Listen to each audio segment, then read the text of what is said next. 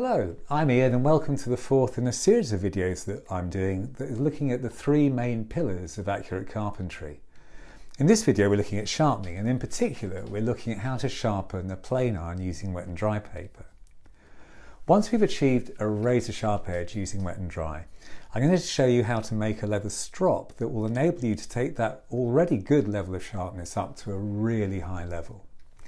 Finally, I'm going to show you how to use an oilstone using a freehand method that will enable you to maintain those razor sharp edges with very little use of time. So this plane iron has got a back that's already pretty smooth, but I can probably make it a wee bit better. And it's already been sharpened, so it's got a primary and a secondary bevel. Just that it's not a great edge because it's a little bit curved. I did this on an oilstone that was a little bit worn. So the first thing I'm going to do is just have a look at this flat surface and try and get that a bit better.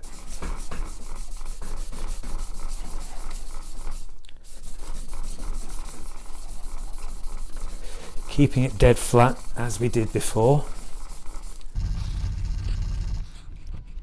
We've got a few lines along here we can get rid of.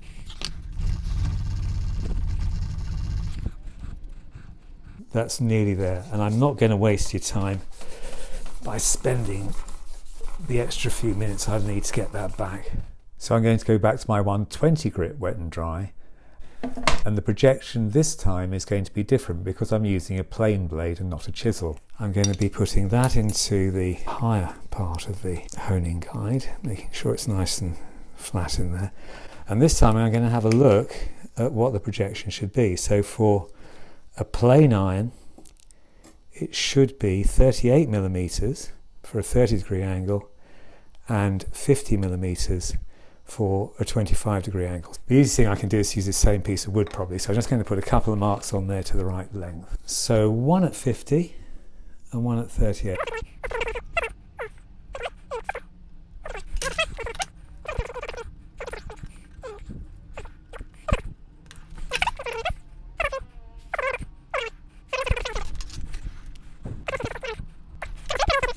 Bit of water and we'll work on this. I always have a little look just to make sure that I am attacking the right angle, and you can see that I am.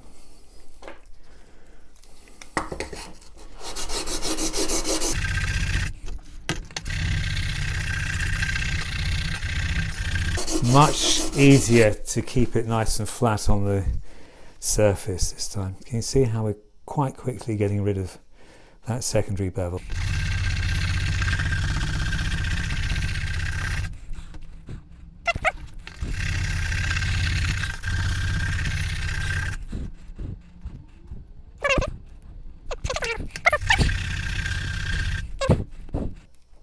That's done it. No trace of that sharpening angle, and I've got a burr all the way along the back. Good. I can now get my 1000 grit back again, wipe the burr off the back of the blade and set about resetting the honing guide to 38 millimeters. That's the burr gone. And now back into the honing guide. Shorten this distance to 38. And there we are, pretty spot on the line. Good. Now, as we did with the chisel, it's just going to take a few strokes of this on this wet and dry to get that sharpening angle. And I don't know whether you can see, but there's a really fine edge along there that's pretty perfect. And if I take my gloves off, I should be able to feel a burr on that side, which I can't quite, so I'm just going to go back on there again, give it another little go. Now I can feel it all the way along. And it's widened that micro bevel a little bit. All I need to do is take that out of the honing guide. Just hold that flat on the wet and dry to get rid of that burr. It's a fine wire that comes off, and you can break that off with a paper towel. And that feels nice and sharp and should shave me. And there we are. Sharp enough to shave. It's certainly sharp enough to do woodwork with. But as I said, we're going to do one more thing to make this just razor sharp. And we're going to use a strop, and I'm going to show you how to make one. So this is the setup for making a strop. A piece of 6mm MDF that is about 3 inches by 10 inches. I've got a piece of leather. This is from an old handbag. And some polishing soap. I've got my 2 blades that I'm going to sharpen. I've got a little piece of non-slip matting and some double-sided tape. So let's crack on. First thing I'm going to do is to lay some double-sided tape along the length of the MDF, making sure that I don't overlap it, because I want this surface to be dead flat. So err on the side of a little gap in between each piece.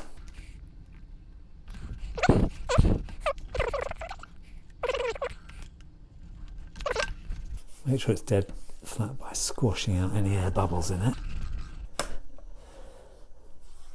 And then we'll just trim that off.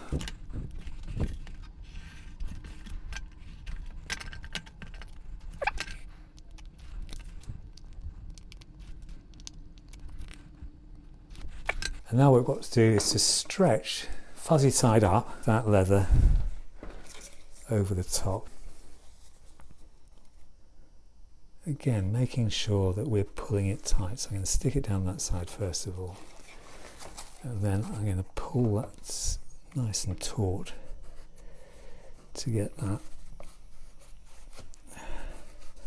over the top without any creases in it. And then all we've got to do is just trim that off. The leather doesn't have to be that thick. You can see that the leather I'm using here is pretty thin stuff. But because it's being supported on that solid surface, it doesn't usually tear.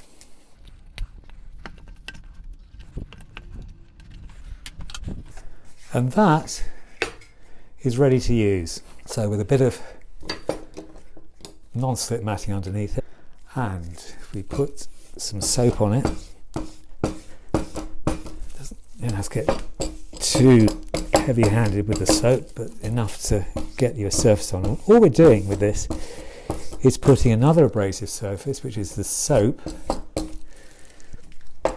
onto a flat surface, and we're going to just wipe these edges so that they get even more polished than they were before. So if I just find that primary bevel, lift the handle by what I think is about 5 degrees and pull that towards me,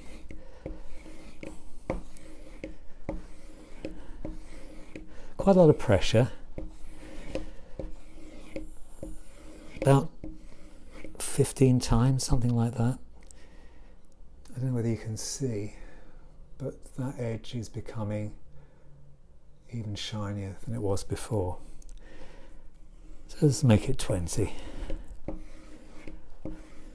And then I'll do the same on the other side, being careful not to lift it, if you remember. 15. And you can see your face in that now. And hopefully it'll be even sharper. So let's have another go at shaving. And it is.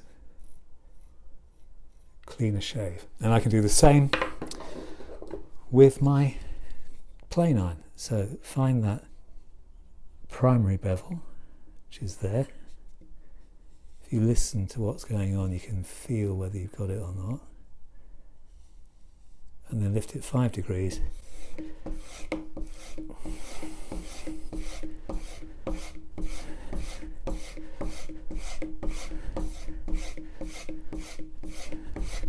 $20. There's that shiny edge. Oh, that feels good.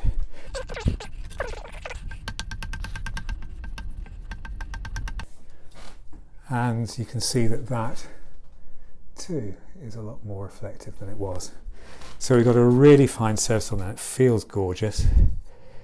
I can shave with it even better. Look at that. Brilliant. And my septicemia will set in later, but for the moment I'm very happy. Let's put it in a plane, see if it works. So before we put the blade back into the plane, I thought I'd just show you the cap iron that will go up against it. And if you have a close look at that, you can see that there is a slight gap between the cap iron and the flat side of the blade.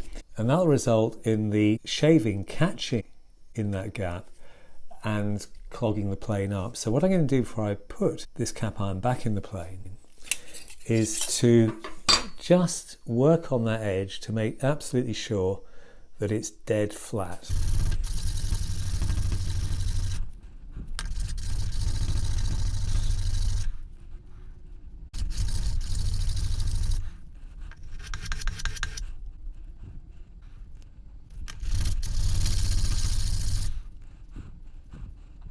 And that, you can see, looks loads better. Right, let's assemble the plane and see how it performs. So we'll put the cap iron back onto the plane blade and we'll just bring that down so that it's about 1.5 millimeters away from that sharp edge. Nip it up with a lever cap.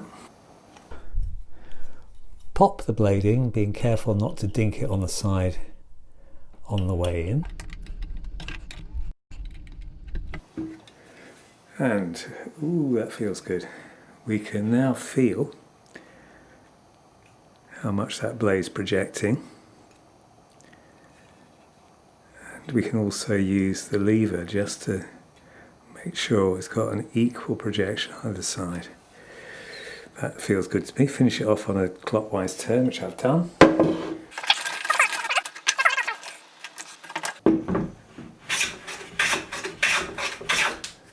Very nice. Let's take a little bit off, make it the shaving slightly finer.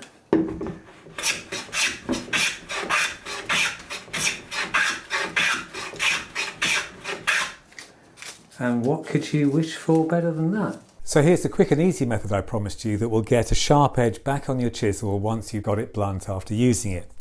And we'll need an India oilstone, using the fine side rather than the coarse side, a couple of drops of oil, and what you do is to find that 25-degree angle by chasing the oil drop ahead of the chisel so it squidges out, and then you know you've got your 25 degrees. You lift the handle, what you think is 5 degrees, and then you work in a figure of 8. And the figure of 8 is important because you don't want to wear any given position on the oilstone more than any other. And it'll enable you, if you do small figures of 8, to cover the whole surface of the oilstone rather than just the centre of it.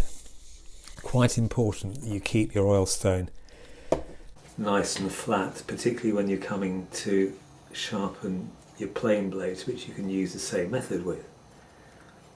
So you squidge the oil out in front of the blade. When you've got that squidged, you lift the handle 5 degrees and then you work in a figure of 8. And if you notice, I'm only moving from my ankles, and the rest of my body is working as a jig that holds that chisel exactly at the right angle. So I'm rocking from my ankles, my elbows are tucked into my ribs, or my right elbow is tucked into my ribs anyway. I've got my right hand holding the hand of the chisel, 3 fingers, 1 finger, thumb, with my thumb uppermost. And I've got 2 fingers and a thumb pressing on the surface of the chisel blade. And I just work in that figure of 8, rocking from my ankles until I raise the burr, which I've succeeded to do. And once you've got that up, you can wipe the burr off And that blade will be sharp enough to shave with. And there we are shaving with it. Now obviously, to make that even better, we're going to polish that with our strop.